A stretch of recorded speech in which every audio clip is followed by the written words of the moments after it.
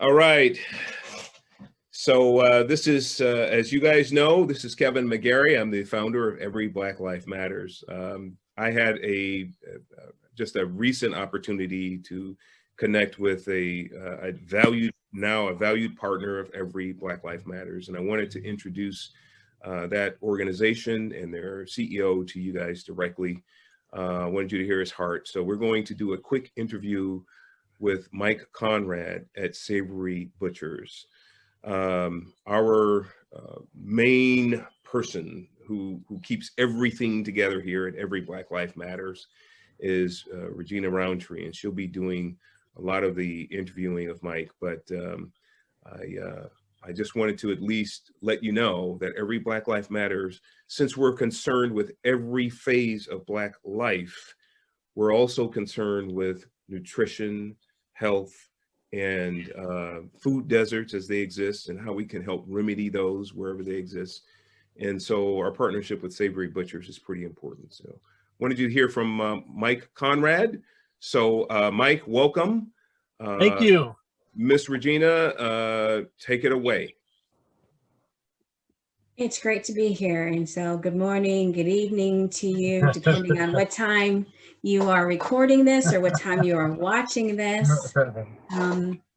So I guess, Mike, one of my first questions I want to ask is, how was Savory Meats born?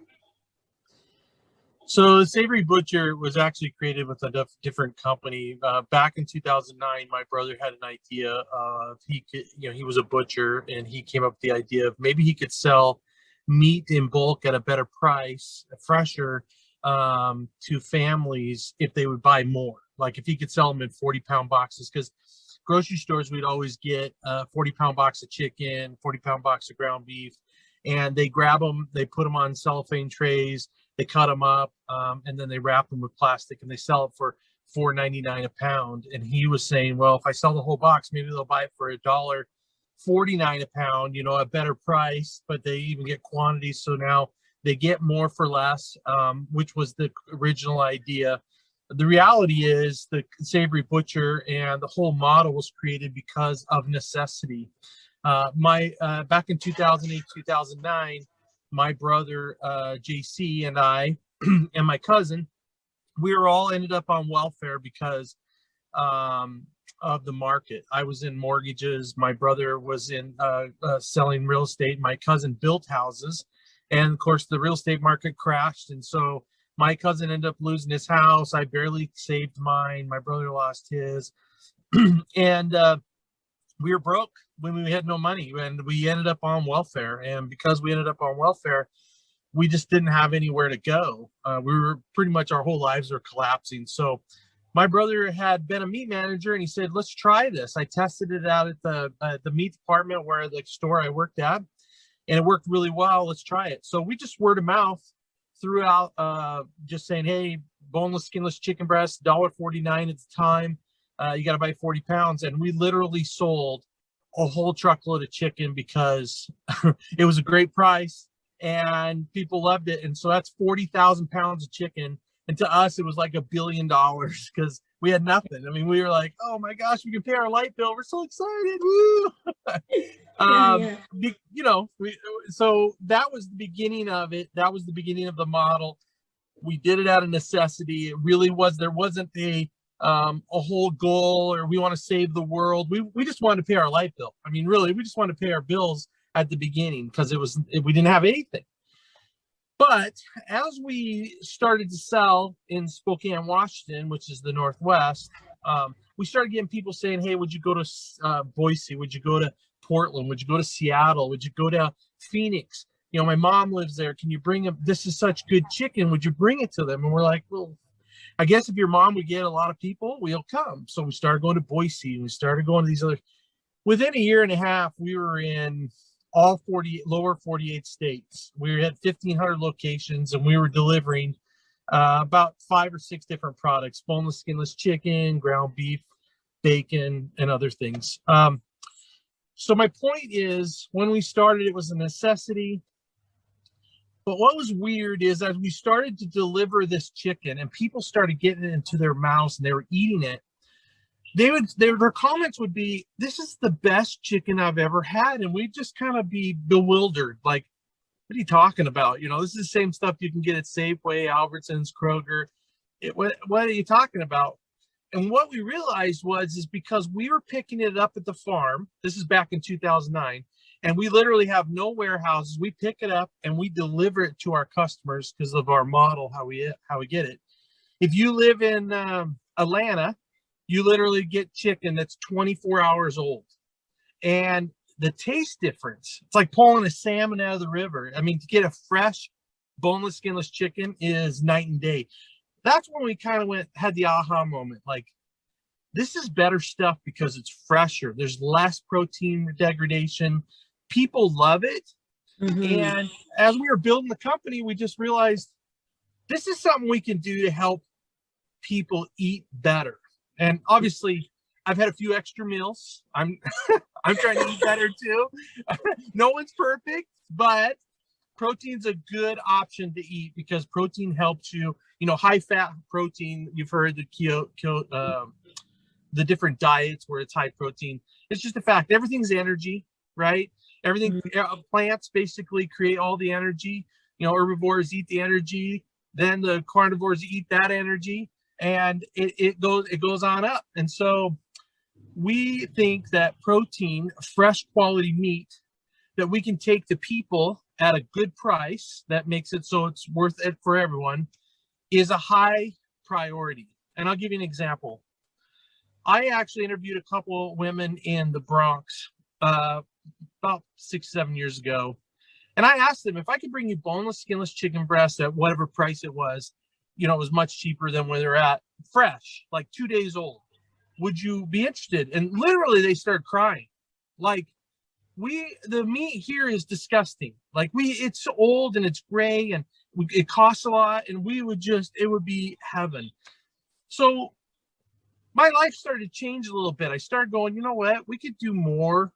Yes, we're building a business. Yes, this is a corporation, but we should, because of what we have an opportunity to be able to change people's lives. So we have a bigger dream, a bigger goal of what we want to do outside of just building a company.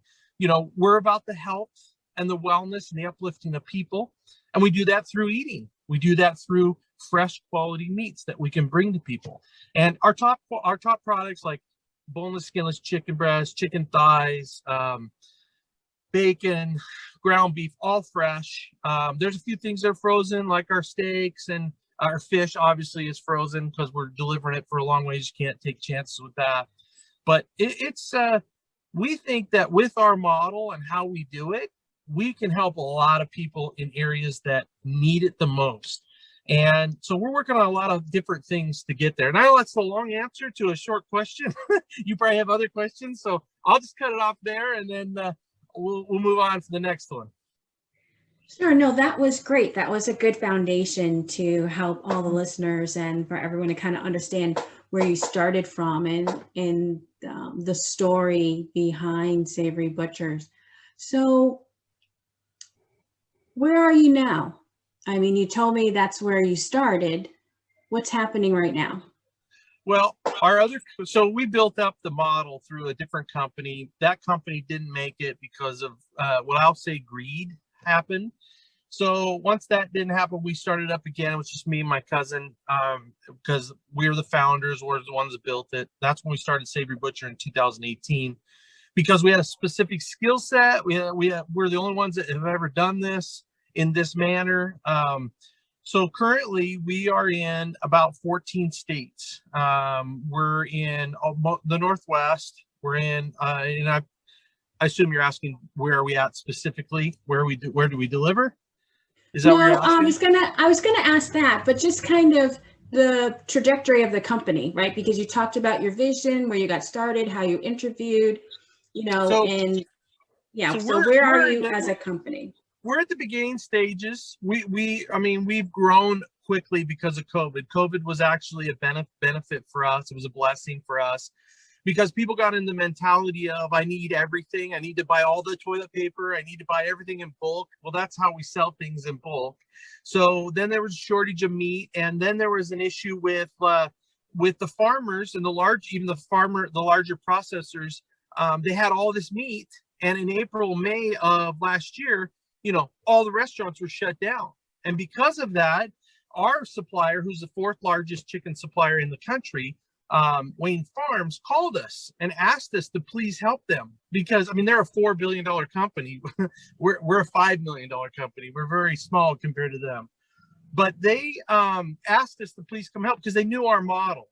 And our model is we pre-sell all this, and then we have specific locations where people will come pick it up in the community.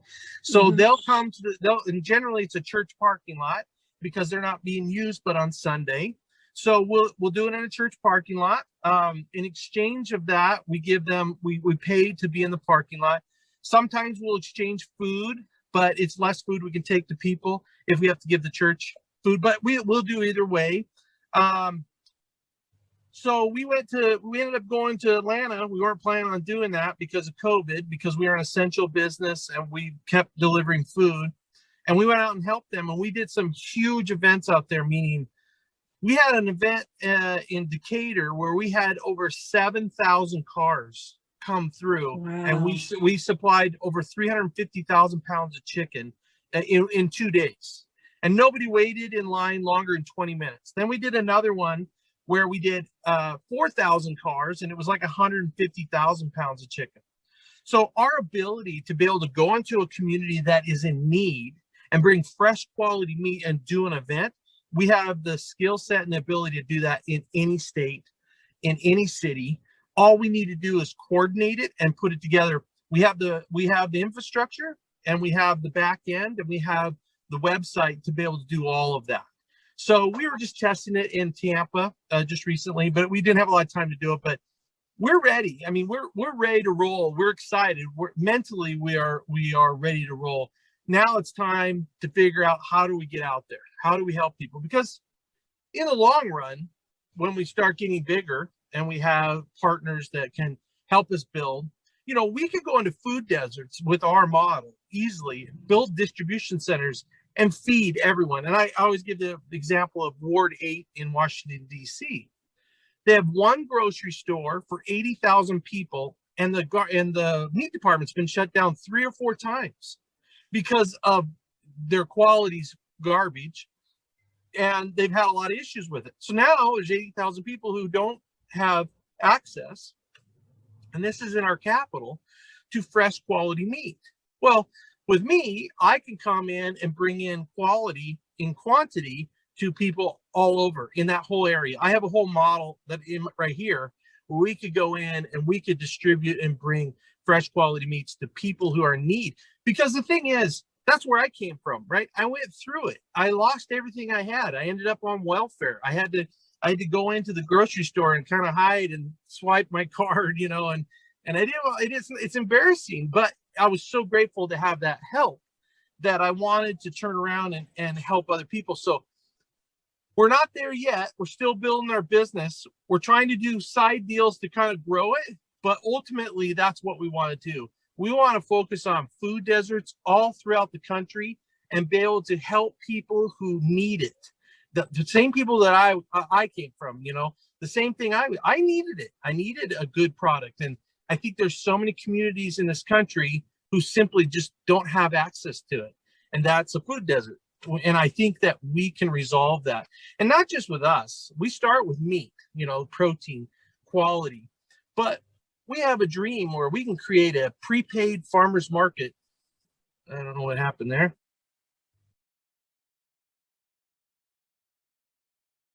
Mike, you came back to us. You must have got disconnected. So where were we? You were explaining. So I'm excited because with what I do, because nobody really does what I do. There's other companies that sell meat online, but it's really very high. It's very expensive. So they'll do free shipping to your house, but the reality is they just mark it up, and you're paying $20 a pound. And with me, you're at $2.45 a pound, and I have my own distribution model. So not only do I sell it, but I also deliver it to all the locations because of how we've created our whole logistics system. So we have a whole system to be able to do that. But what I was going into was, what's awesome about us is as we grow and we scale up, it gets easier and easier for us because now we can just bring truckloads to every location. And I literally could deliver 500, 1,000 truckloads of chicken. You're talking 40,000 pounds in one day all over the country like that. I mean, there's really no reason, because the bigger I get and the more customers there are, the easier it is. Now, the reason I like that is because looking at Savory Butcher, we're selling them the meat, but why couldn't I create what I call a prepaid farmers market? One of the things I don't like about farmers markets is that the farmers go there, it's 3 or 4 in the afternoon on a Wednesday, and nobody is off work, and 2 or 3 people, and they got to do their credit cards, and it's a lot of time to get there, a lot of time. I don't think that it so much benefits the farmer as it benefits those people who feel like they're going to get a little bit of fresher or whatever. I don't know that it's a great model. My model would be, I'm already coming to a location. I'm already delivering chicken. And let's say I already have 300 customers, 300 cars coming through. Why couldn't I have Farmer Bob, Farmer John, all these different farmers with their corn, with their raspberries, with their strawberries, pre-sold through my back end? I'll create a whole dashboard where they can go in, upload their blueberries, upload their whatever. I have 10,000 blueberries. Great. Let's say I pre-sell 95% of them.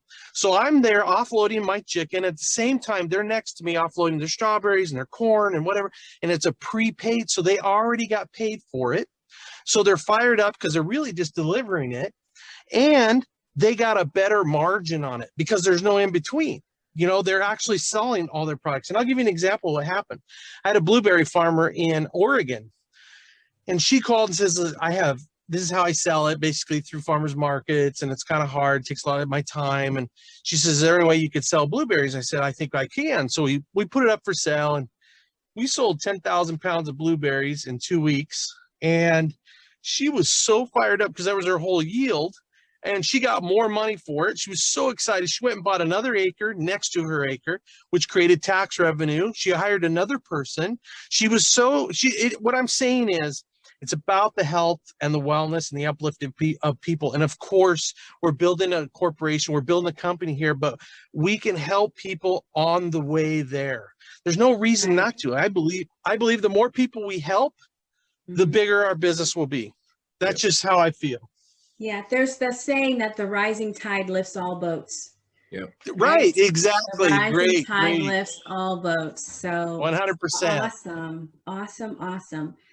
So, and that's just one little piece. I'm sure there's a million other things we can do to uplift these communities if we focus on them. A lot of them are going to be on EBT. I'm working on that.